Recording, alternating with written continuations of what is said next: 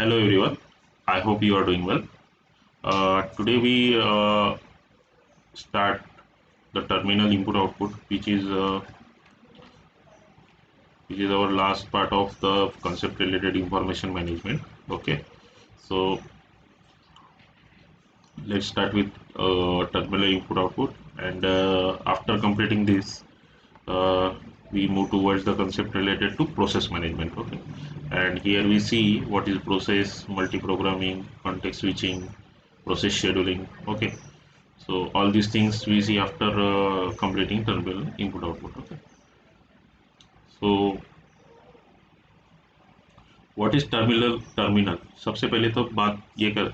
हाँ, मैं आपको एक बात बोलना चाहता था कि जब भी मैं आपको ये सब पढ़ा रहा हूँ तो आपके पास नोट्स रहने दीजिए। जो भी मैं नोट्स आपके जो भी आप रेफर कर रहे हैं उसमें आपको ये समझ जाएगा कि पॉइंट्स क्या है, क्लियर हो जाएगा सब। ठीक है, सो नोट्स रहने दीजिए अपने पास। ठीक है, सो start with the terminal. What is terminal? It is the command line or console which is allow us to accomplish automated tasks on a computer. Okay, without use a graphical user interface like navigate through a directory, copy file and many more complex automation. अभी देखिए, आपने जब भी operating system use की होंगी तो आप हर process तो आप खुद नहीं करते, राइट। कुछ प्रोसेस ऑपरेटिंग सिस्टम सेल्फ अपने अपने आपके बिहाफ पे परफॉर्म करती है, राइट। सो जैसे कि कभी कभी क्या होता है कि फाइल कॉपी करना। आपने कभी कभी इंस्टॉलेशन किया होगा, राइट। इंस्टॉलेशन किया होगा, वहाँ पे फाइल कॉपीज होते हैं, लेकिन आप उसे खुद नहीं करते। वो ऑटोमेटेड होता है जो परफॉर्म करता है task, right. So that is the terminal. Okay, so देखते हैं। A terminal or visual display unit is the common input output medium. Visual display unit बोले तो हम मॉनिटर बोल सकते हैं, right? So terminal hardware can be divided into two parts, which are the keyboard, which are the input medium, and another one is the video screen, which is used as a output medium. Keyboard जिससे हम data को input करते हैं, right. जैसे कि copy file या फिर कुछ डेटा टाइप करना रहा या फिर कुछ भी रहा, तो हम क्या कर रहे हैं, इनपुट ही कर रहे हैं, right. So that is the one of the source, that is a terminal hardware which is used in operating system, right. And another one is the video screen which is used as the output medium जो हम display देखते हैं, जो भी हम कर रहे हैं, तो वो जो भी हम मॉनिटर पे देखते हैं वो क्या है, हमारे लिए आउटपुट ही हो गया, right. So that is the output medium. इसमें और दो टाइप के टर्मिनल्स होते हैं। कौन से? एक डम टर्मिनल और एक इंटेलिजेंट टर्मिनल। एक डम टर्मिनल, एक इंटेलिजेंट टर्मिनल। अब हम देखते हैं इंटेलिजेंट और डम टर्मिनल क्या है। The term terminal consists of the microprocessor and limited memory. It is responsible for the basic input output of the character. It is called because it is not process an input character, right? So that is the dumb terminal. Okay, जो input characters को process नहीं कर पाता है, that is the डम terminal. ठीक है, उसके नाम से ही पता चलता है क्योंकि वो इतना इफिशिएंट नहीं होता है, राइट। इतना इफिशिएंटली वर्क नहीं करता है, दैट इज द डम terminal. But it is the equal importance in our operating system to perform various tasks. So that is also important thing in operating system. Okay. And second one is the intelligent terminal. The intelligent terminal carry out of some processing on this input. Okay, so intelligent terminal have more powerful hardware and software, right। अब हम आगे देखेंगे उसमें क्या क्या है, right. सो मैं आपको पेंट में लेके चलता हूँ, वहाँ पे हम समझेंगे क्या है ये सब। Okay,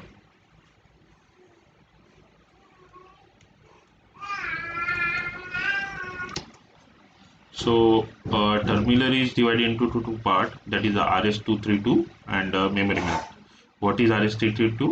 It is a hardware-based standard terminal which is used, which we consist of the hard copy and the glass, right? So जैसे हम मॉनिटर बोल सकते हैं उसे कि वो कौन से स्टैंडर्ड पे डिपेंड करता है, वो RS-32 कौन से टर्मिनल पे डिपेंड करता है, RS-232, right?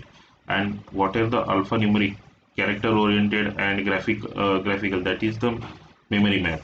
Okay, so this terminal consists of the two parts, that is the alphanumeric and graphical. जो भी हम interact करते हैं, right? जो भी हम operating system से interact करते हैं, that is the memory map. Okay, so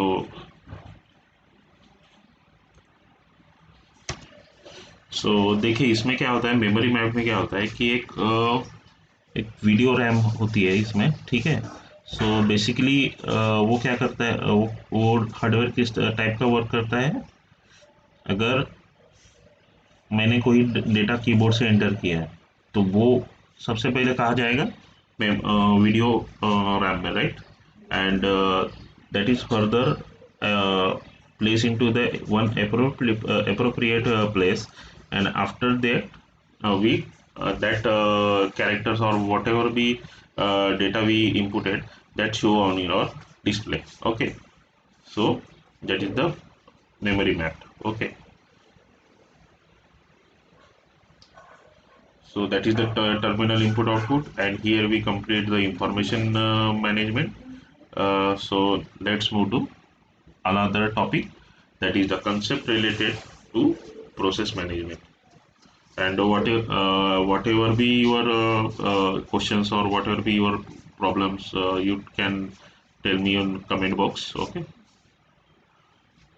so what is concept related to process management? In multi-user system, many user and programmer seek their respective terminals, right?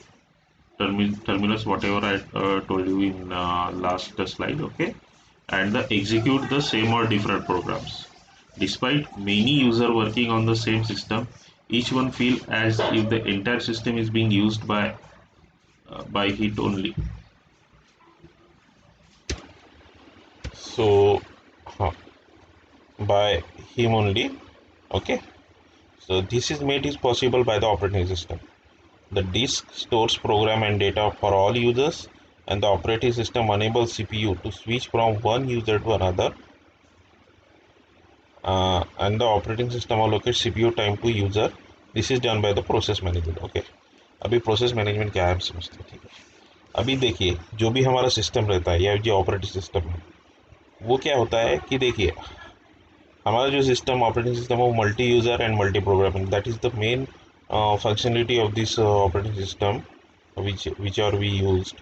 And so क्या होता है कि बहुत से जब भी हम इस तरह की, जैसे कि आपने कभी देखा होगा लैन में कनेक्टेड, या फिर हम एक ही प्रोग्राम पे मैक्सिमम लोग वर्क कर रहे हैं, right? So we work on generally on terminal. Okay, whatever we interact, that is the also terminal. Okay, and execute the same or different programs. वहाँ पे हम क्या करते हैं, वहाँ पे हम क्या कर रहे होते हैं कि हम उसी एक ही प्रोग्राम पे काम कर रहे होते हैं, हम एक ही इंटरफेस को यूज़ कर रहे होते हैं, राइट? इंटरफेस में भी सॉफ्टवेयर कुछ भी हो सकता है, राइट? सो सभी तो वर्क कर रहे हैं बट प्रोसेसर एक ही है, राइट? सो उसको मैनेज करने के लिए, मतलब अगर प्रोसेसर काम कर रहा है तो वो प्रोसेसर तो एक ही टाइम में एक ही वर्क परफॉर्म करेगा ना, राइट? एक ही ऑपरेशन परफॉर्म करेगा, राइट? सो उसमें डेटा भी हमें स्टोर करना पड़ता है side by side, right? So data storage का या फिर प्रोसेस, जो भी प्रोसेस उसको अलोकेट हो रही है उसको कितना टाइम देना है, राइट? किस यूज़र को कितना टाइम देना है, उसका प्रोसेसिंग कितने टाइम में होना चाहिए, ये सब कौन देखता है? Operating system. सो वही हमें यहाँ पे पढ़ना है कि ऑपरेटिंग सिस्टम किस तरह से इन सब चीज़ों को मैनेज करता है, right? So one by one हम देखेंगे कि उसके सब उसमें क्या क्या पैरामीटर्स है, या फिर किस किस बेसिस पे वो सब मैनेज करता है, मल्टीटास्किंग को कैसे मैनेज करता है, प्रोसेस मैनेजमेंट को कैसे करता है, what is context switching, and what is the process scheduling, right? So that is the topics of the process management. So let's move to next slide.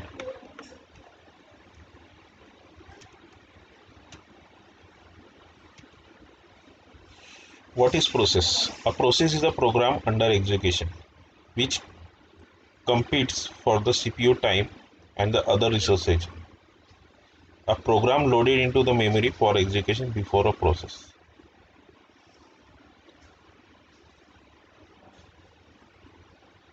एक काम करते हैं, मैं इसका आपको एक पहले डायग्राम बना लेता हूँ, ठीक है, उसके बाद आपको मैं वहाँ पे समझाऊंगा। सो देखिए, जो भी होता है, जैसे कि जो भी हम टास्क सीपीयू परफॉर्म करते हैं, एक मिनट इसको सीपीयू कर देते हैं,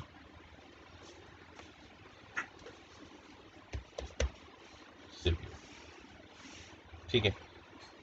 सो सीपीयू जो भी टास्क परफॉर्म करता है वो किस चीज़ पे करता है, line of code, instructions and whatever be work allotted to CPU by operating system, that's it, okay. So program क्या होता है, लाइन ऑफ कोड्स होते हैं, ठीक है, लाइन ऑफ कोड्स होते हैं या इंस्ट्रक्शंस होते हैं जो हम परफॉर्म ऑपरेटिंग सिस्टम या सीपीयू से परफॉर्म करवाते हैं। but who is the intermediate between CPU and user? That is the operating system, okay। so जब भी प्रोग्राम, देखिए दो अलग चीज़ें हैं, प्रोग्राम एंड प्रोसेस, राइट। जब भी प्रोग्राम सीपीयू में एंटर होता है, राइट, जो भी लाइन ऑफ इंस्ट्रक्शंस, सीपीयू को तो पता है कि उसका सिर्फ कोड है, उसको सिर्फ सिंपल कैलकुलेशंस करने हैं, राइट। जो भी उसको जा रहा है, कोड जा रहा है, वो क्या है, वो एक बाइनरी कोड है, राइट, बाइनरी कोड है, 0101 के फॉर्म में जाता है, right. And further that is also converted into signals, that is on and off signals, right. So जब भी प्रोग्राम सीपीयू में एंटर होता है तो वो एक प्रोग्राम को कन्वर्ट करता है उसके अंडरस्टैंडेबल फॉर्म में, and then it do process on that whatever their further calculation that is done by CPU, okay, and after that it returns result, okay। so जो भी इसके calculations होते हैं या फिर उस पर जो भी actions perform करने होते हैं वो that is the process। so okay, understand।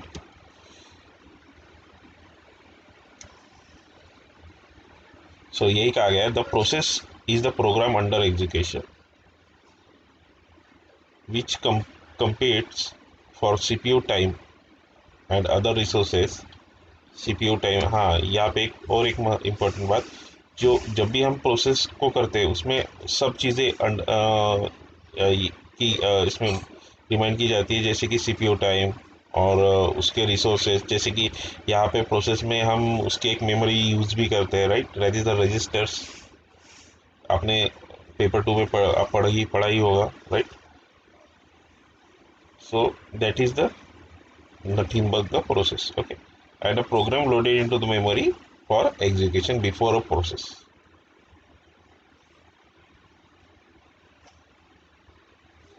वही होता है, देखिए मैं वही कहा, इसमें क्या होता है, जब भी प्रोसेस होती है उसको एक प्रॉपर मेमोरी एलोकेट होती है, राइट। एक minute,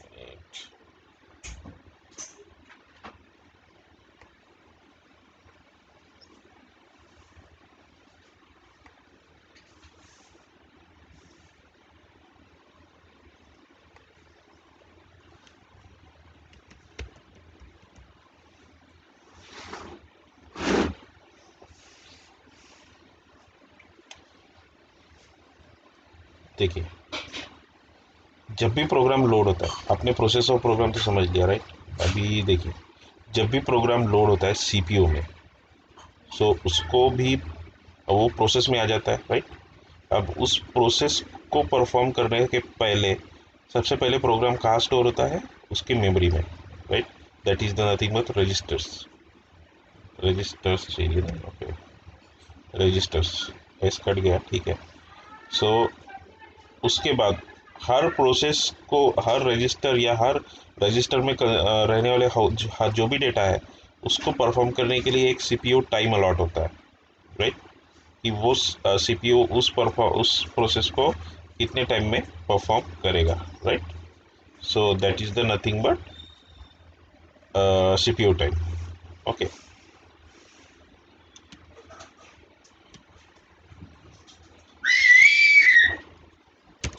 so he that is the uh, process management in our operating system. This is complete the process management of operating system. Okay, so let's move. Our next topic is multi programming. पहले पढ़ लेते हैं, फिर मैं आपको वापस समझाऊंगा। ठीक है, what is multi programming?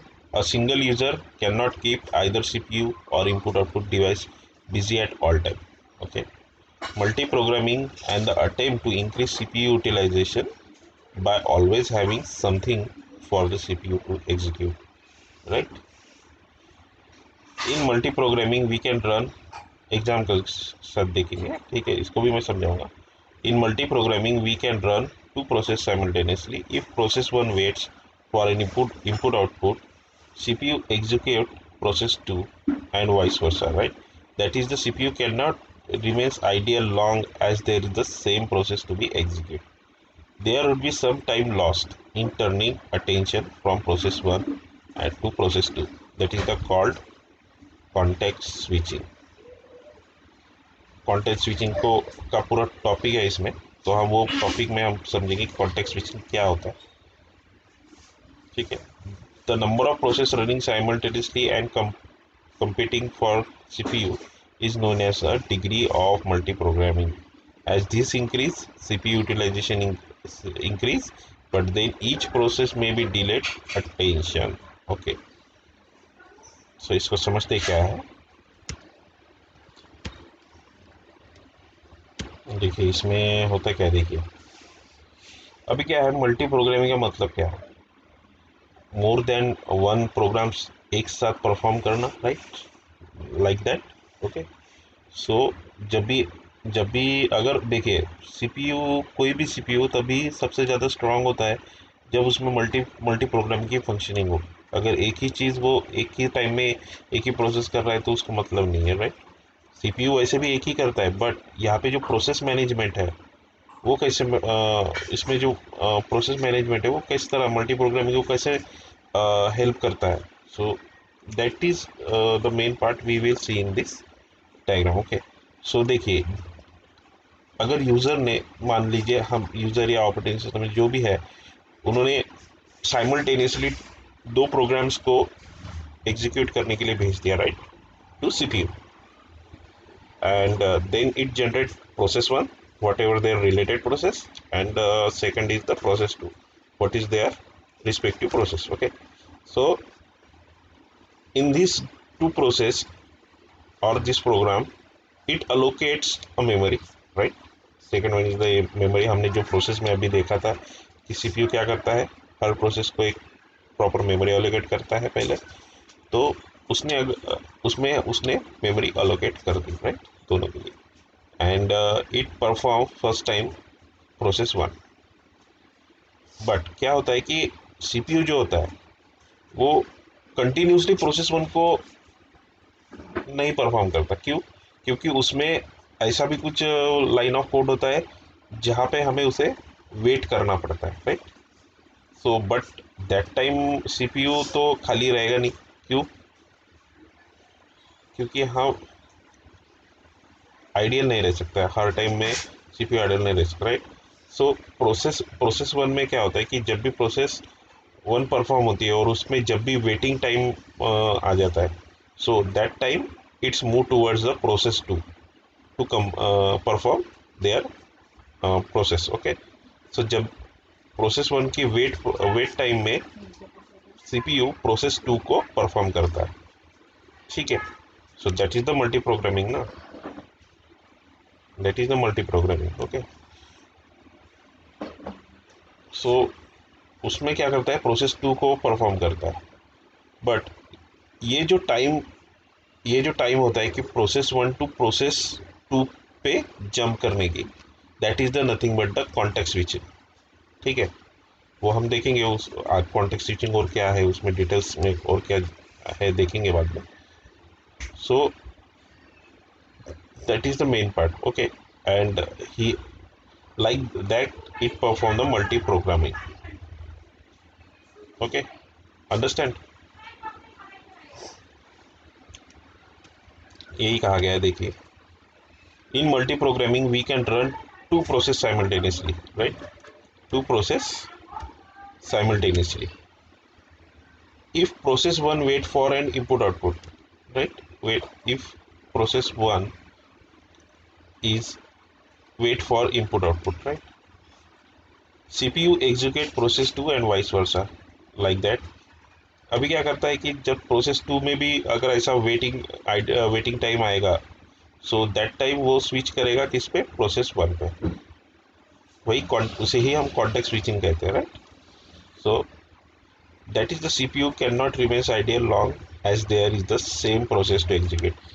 देखिए क्या क्या होता है कि सीपीयू हर टाइम एक ही प्रोसेस को है ये नहीं करेगा कि अगर वो वेट कर रहा है तो उसके लिए रुकेगा नहीं, राइट? वो क्या करेगा, सेकंड प्रोसेस पे जंप करेगा, right? There would be some time to loss in turning attention from process 1 to process 2. So यही होता है time, and that is the context switch. So इससे क्या होता है कि number of process simultaneously perform हो जाते हैं, एंड उसमें सीपीयू यूटिलाइजेशन जो है वो इंक्रीज होता है। ठीक है, यही कहा गया है इस लाइन में, the number of process running simultaneously and competing for the CPU is known as the degree of programming. What is degree of multi programming? तो साइमल्टेनियसली कितने प्रोसेस, नंबर ऑफ प्रोसेस जो भी प्रोसेस कर रहा है उसे कहते हैं हम degree of multi programming, right? As this increase the CPU utilisation as this increase CPU utilization, but then each process may be delayed attentions. अब इसमें क्या होता है कि कभी कभी क्या होता है कि जब भी CPU one process to process होता है तो कभी कभी उसमें डिले हो सकता है, ठीक है? तो ये एक इशू है इसमें, right?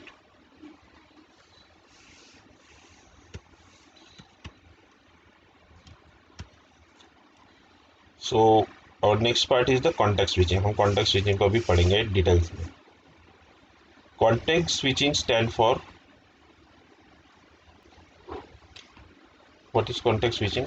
Context switching uh, stand for turning attention to of CPU from one process to another. While context switching, the memory content of old process are stored somewhere. Otherwise, restarting this process would be impossible.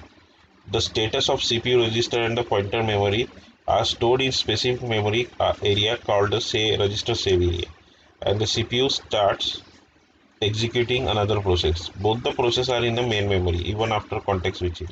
After some time, the old process is scheduled again and CPU execute it from where it had left from, and the time lost content switching is very low. Okay,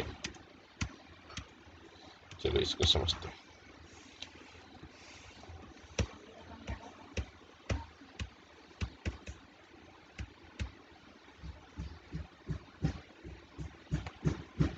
ये एक CPU है, right? CPU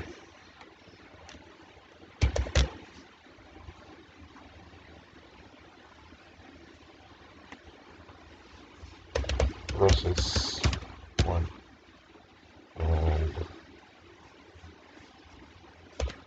process 2.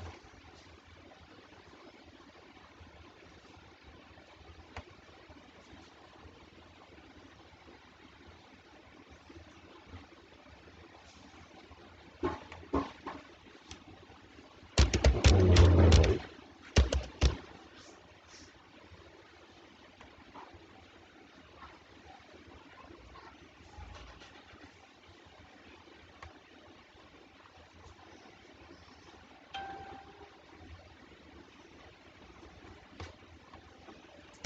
Which is register save area. देखिए अभी क्या होता है कि ये एक सीपीयू है, उसमें दो प्रोसेस, एक एग्जांपल हाइपोथेटिकली बात करेंगे। प्रोसेस 1 एंड प्रोसेस 2 दोनों अलर्टेड है, राइट? अब कॉन्टेक्स्ट स्विचिंग का मतलब होता है हमारा एक प्रोसेस से दूसरे प्रोसेस पे जंप करने का टाइम, राइट, या फिर जंप करना, राइट। सीपीयू तो आइडियल नहीं रह सकता, राइट।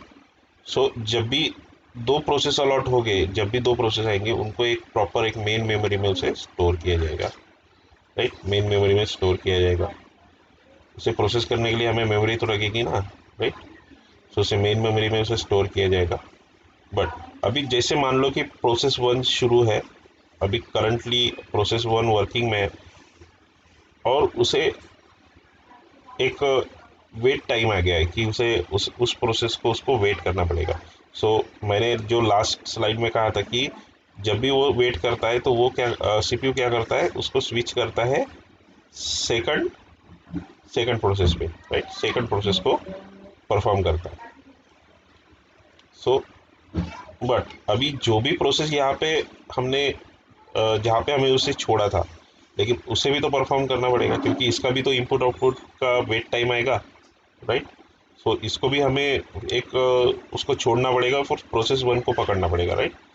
जब ठीक उसके वेट जब भी वेट प्रोसेस टू का वेट टाइम आएगा तो हमें फिर से स्विच करना पड़ेगा प्रोसेस वन पे, राइट। तो उसको सेव करने के लिए हमें उसके लिए एक पॉइंटर या फिर